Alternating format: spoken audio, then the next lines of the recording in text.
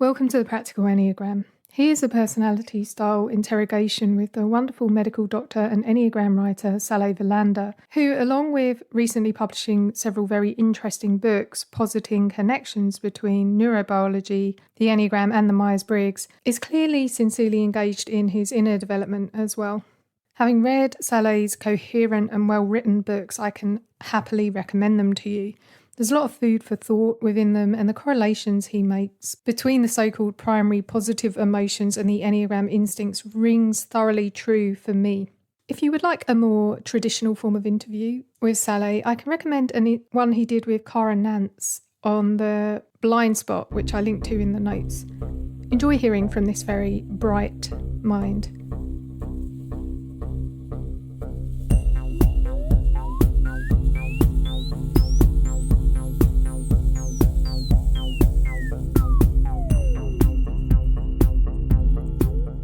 Where in the world are you at the moment? Right now, I am in North Carolina in the USA. And where's home currently? Home is in Sweden. What's a common reason for you to travel? Well, right now, I am together with a girl who is residing in North Carolina. So that's why I travel back and Your forth. travel for love.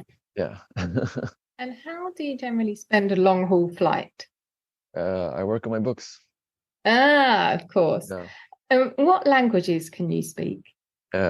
Swedish, Arabic, and English. Favorite world cuisine? There's an Arabic dish called maqlube. It is chicken, rice, cauliflower cooked together in a pot, and then it is turned upside. Oh, It's turned upside down a bit like your camera right then. Exactly. Yeah. I was going to show exactly how it is turned upside down, and then my whole world got turned upside down. Brilliant. Saleh, what is the first thing you usually do when you wake up? First thing I do, I just lay down and watch my breath. I try to be mindful of my body. It's an important habit for you. Important habit is to try to clear my mind and to declutter my mind and to put boundaries as to how many impressions that I allow in. Yeah. Have you ever run a marathon? Not a marathon, no. 10 kilometers. Would you run a marathon? No. How do you relax? I relax by listening to audiobooks. Especially, I enjoy Russian literature like Tolstoy and Dostoevsky. What are you the most grateful for about your upbringing? I was encouraged to be curious and to pursue my interests. Oh, that's great. And if there's something you could change about your upbringing, what would it be? Nothing. That's very cool as well. What are you the most excited to learn more about right now? Actually, I'm excited to learn more about the Enneagram and the Myers Briggs because seems at least to be an inexhaustible field of knowledge, and it's not something one can become an expert in. I think you just keep learning. What stops you from learning everything you want to learn? Time. What did you learn from writing your first book, 72 Meditations? I learned that writing a book it's something that comes from the inside. It is, and it is something that best happens through inspiration. Biggest cause of sleeplessness when you suffer with that? Yeah. Well, actually, it's funny because the biggest reason why I couldn't sleep during the past year was precisely for my books. Like I would have this need to just write and get my ideas down on paper, and that would make me wake up in the middle of the night, sometimes at 4 o'clock in the morning, and I only have one thought in my mind, and that is to write. I have to write. I was a bit worried that I had talked to some other people who had told me that some other authors were onto the same track. And then I became worried, like, oh, but what if they publish before me? And what if they have the same ideas as I have? And then it will seem as if I copied from them. So that was the reason why I, really wanted to publish as soon as possible. But then when I published it and then I heard the other people's ideas, it turned out that it wasn't the same ideas at all. So, well.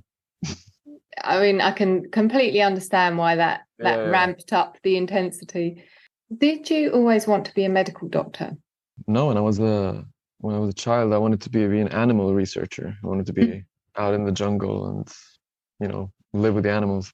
But then when I grew up, I became interested in, I was interested in biology, and I knew that I wanted to work with people.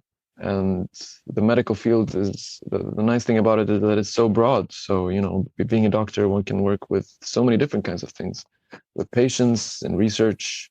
There are many different paths to go. Maybe I will go back to my ambition of being an animal researcher, living in the jungle. Aside from the obvious, what's the most intimate thing you can do with another person? Um, share secrets. That was very sexual five, wasn't it? That answer. It's true. What It's true. What's a quality you notice yourself gravitating towards in others? Kind-heartedness.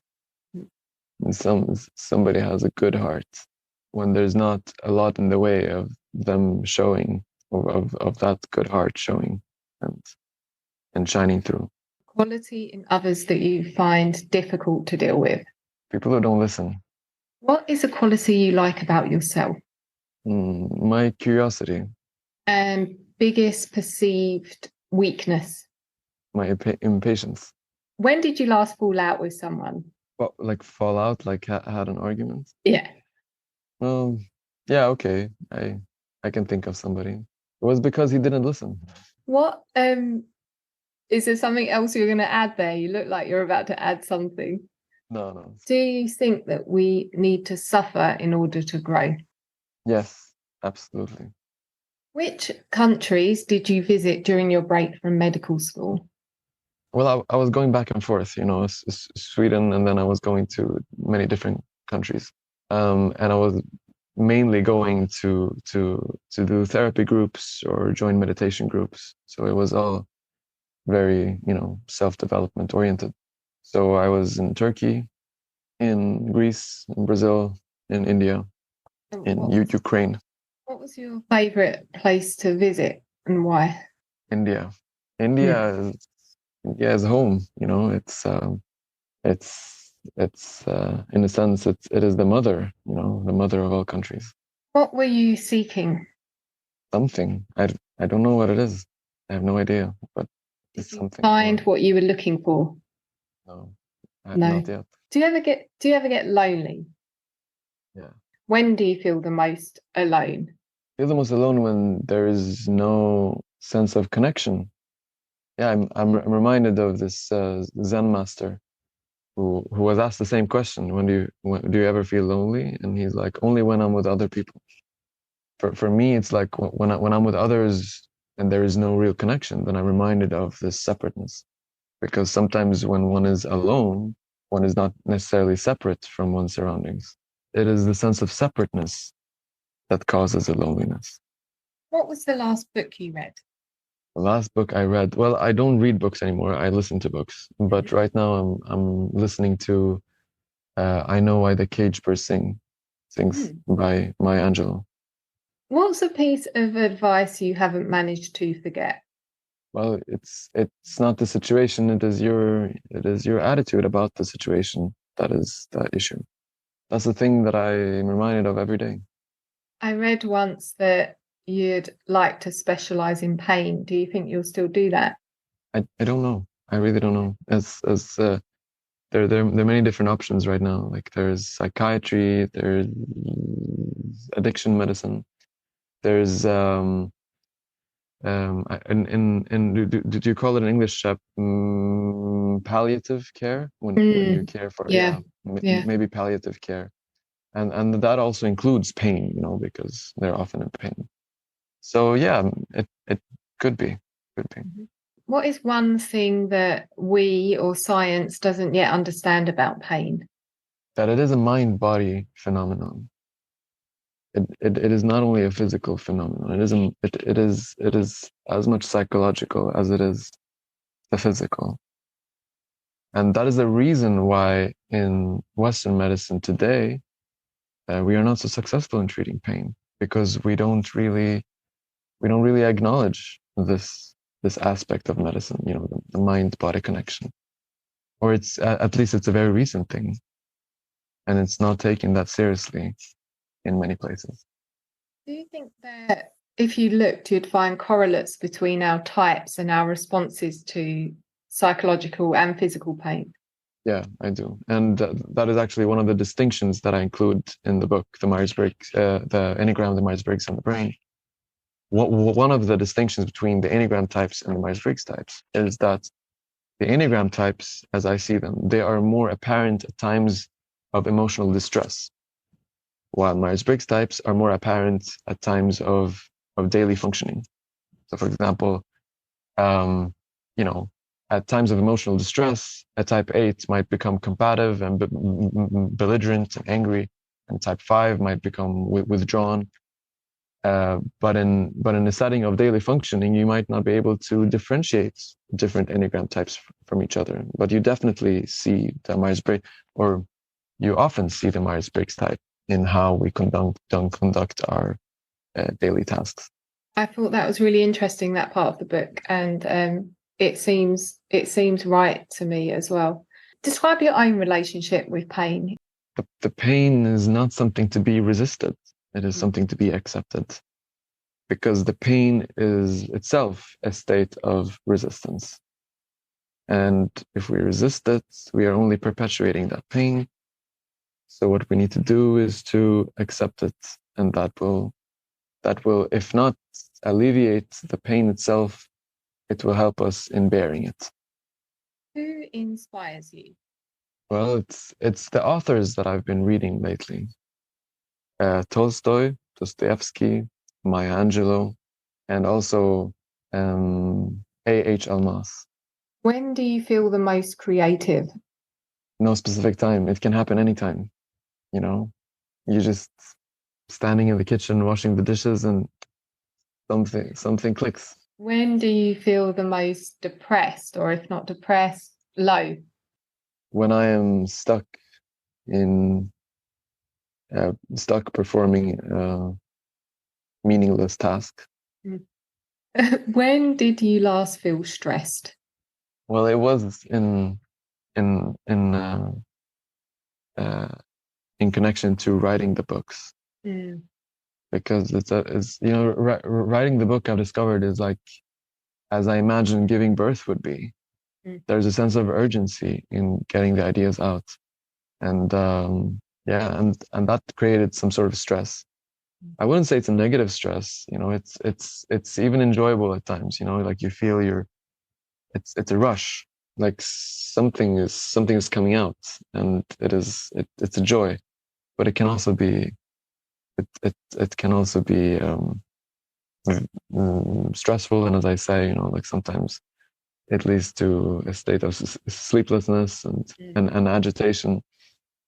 And during the process of writing the neurobiological Enneagram, sometimes I wouldn't be able to concentrate in my social interactions with people, because that was all I was thinking about. Yeah, I can imagine. And what helps you when you're feeling stressed? To work out, to go out and run, for example. That helps. Who do you turn to for advice? Well, I turned to my yoga and meditation teacher, but I'm not sure that he wants me to say. No, that's fine. To mention him in this interview, so we can leave him unnamed. What describe your writing process? Well, first there is the idea, and then I write my ideas down or I record them on my phone. And then after that is the process of organizing those ideas into some sort of coherent structure. And then to try to formulate those ideas in the clearest way possible. But the last part is the final touches. What's the single most important thing you've done for your development? The most important thing I've actively done is to seek out therapy groups and to join therapy groups. And they were therapy groups that they combined therapy and meditation, and that really kickstarted a process that started developing on its own. What is something that you want the Enneagram field to understand? that the Enneagram is a living, evolving system. It's a body of knowledge that we can all take part in discovering. The Enneagram is not, it's not something that can be appropriated. The Enneagram is the set of divine laws, and the Enneagram is above us all. The Enneagram, in a sense, is its own expert. It has its own mind. It has its own development to which we are tagging along. I like that answer a lot. What is something you wish the medical field understood? Well, that there is such a thing as a mind-body connection, and that the mind, or that the psychological aspect, is not separate from the body, and that we will not advance much further in the medical field if we do not take this seriously, if you do not take this into consideration. Do you think that correlations exist between our health issues and our Enneagram types? Yes, I cannot say for sure, but it seems to be that way. What was or is your primary hope in publishing your book, The Enneagram, the Myers Briggs, and the Brain, which included your earlier book, The Neurobiology of the Enneagram? My hope is that we can start using the Enneagram and the Myers Briggs as two complementary systems, because that is exactly what they are. They should be used in conjunction with each other, because they describe two different aspects of personality. So when we use them together, we get a more complete picture of personality, and we also get a more nuanced and detailed picture of our personality.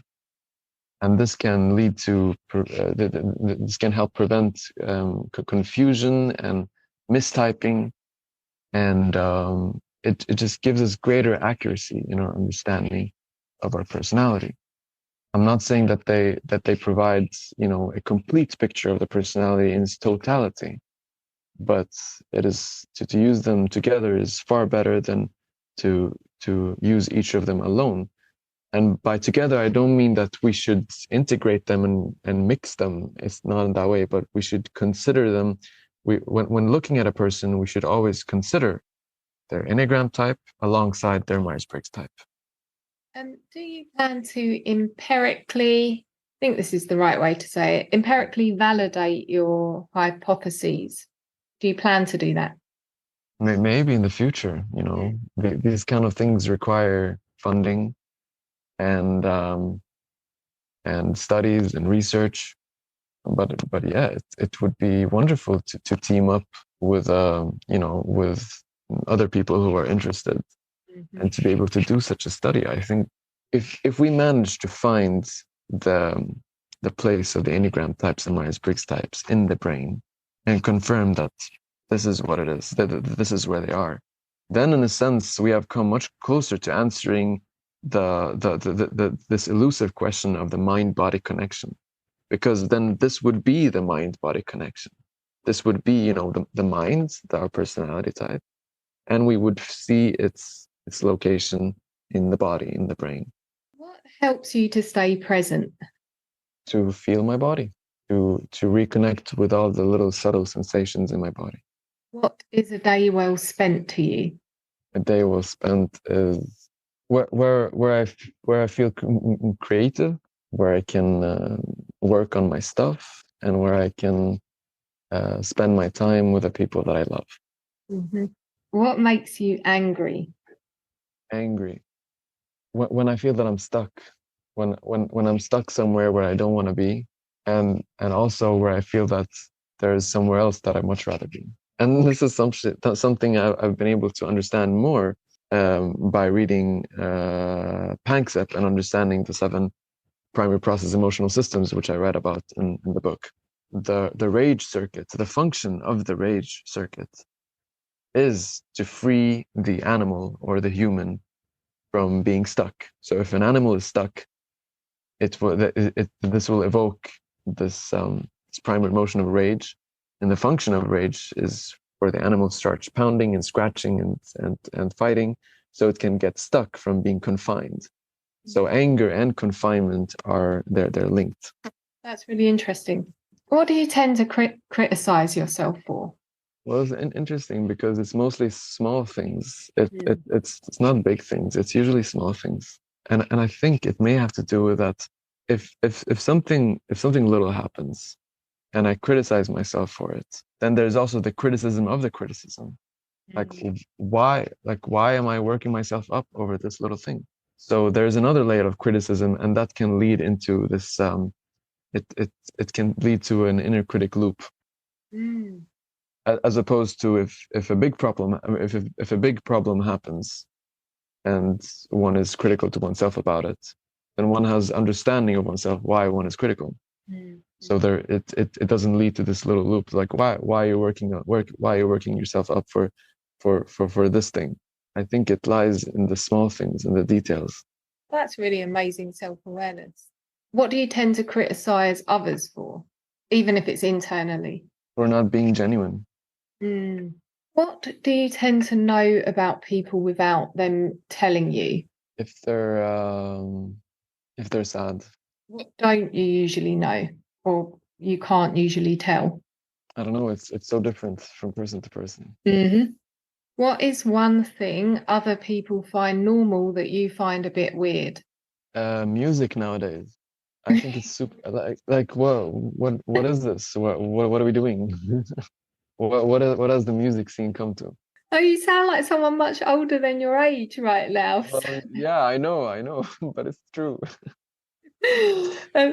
What is one thing other people find weird that you find normal? Maybe to talk about my thoughts as they arise. So, for example, and or to name the discomfort that arises in a conversation. Yeah.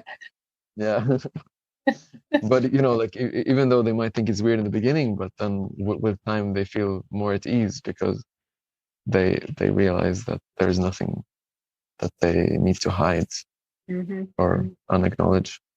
What is one thing that knowing the Enneagram has helped you with? I'm sure there's many things, but if you had to choose one thing. The first thing that it helped me with was to help me realize that I'm not the only one with these particular issues, that there are millions, tens of millions, hundreds of millions of other people on this earth that have similar issues because they have the same Enneagram type. And that was reassuring. You liked knowing that? Yes, I do, because it helps me feel less alone in these issues. It is something that I share with others, that just like others manage to handle them, then so can I. Who in the field of the Enneagram would you like to interview? A.H. Almas. Oh yeah, me too. I really wish I could meet him somehow, but I haven't had the chance yet. Yeah. What are you working on to do with the Enneagram right now? Are you working on a new book? Yeah. Yeah. Do you want to give a preview of the book or not? It's coming soon. So okay. What are you likely to say to yourself when you watch this back, if you watch it back? Try to gesticulate less widely. Thank you, Saleh. Thank you so much. You. This was great. Really, really fun. Yeah, thank you.